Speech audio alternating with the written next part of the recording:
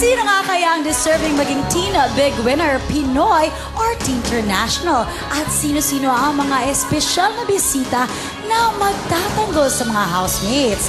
Aalamin natin yan sa darating na linggo pagkatapos ng Sharon. But And as promised, yes, of course, narito na ang percentage breakdown of evict votes. I am so nervous. Ang pinakamababang nakakuha ng evict votes, 0.83%. Sumunod, 2.10%. Very low ang mga votes to evict. Pangatlo, tumaas. 13.95% votes to evict. At ang pinakamataas na nakakuha, 31.89% of votes. Sinadya natin na in no particular order yung parehong save votes at evict votes. Pero kapag kinumbine ang nakita nating save votes kanina at ang evict votes na nandito ngayon, doon natin malalaman kung sino ang nakakuha ng pinakamababang net votes at mapapalabas sa gabing ito. Sino kaya ang nakakuha ng highest evict votes? Masasalba pa kaya siya ng save votes ng taong bayan? Aalamin natin yan sa ilang saglit. Pero bago yan, tunghayan muna natin ang pag-usap ni Tony sa ating mga teen housemates. Tony?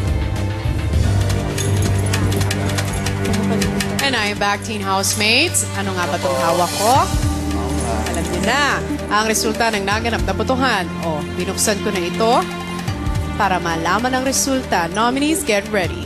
We will start with Brett. Have you been too close for comfort to some of your housemates? Is it time for you to leave and close the Big Brother house door behind you? At ikaw, Devon.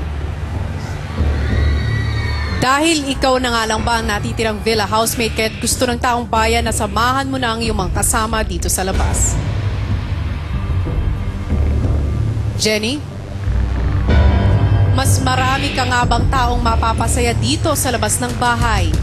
Mas bagay nga ba sa iyo ang pagiging bida dito sa outside world?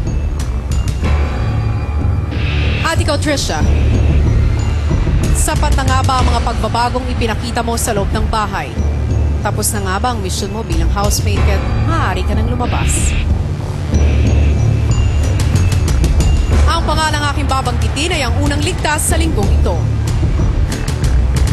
Ikaw ang unang nominadong iniligtas ng taong bayan. At ito ay isang Pinoy. Congratulations, mananatili ka pa sa bahay ni Kuya.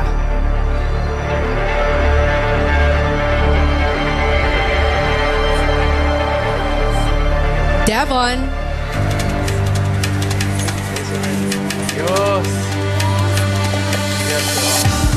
We will proceed. Ang susunod na pangalang aking babanggitin ay hindi pa rin lalabas ng gabi. Ang pangalan ng pangalawang ligtas sa linggong ito ay Teen International. You are saved this week.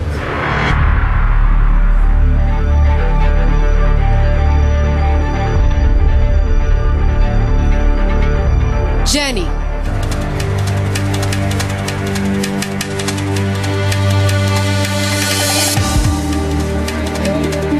And then there were two. Brett and Trisha. Pakinggan ninyong mabuti ang aking sasabihin dahil ang pangalan ng ikatlo at huling ligtas sa linggong ito.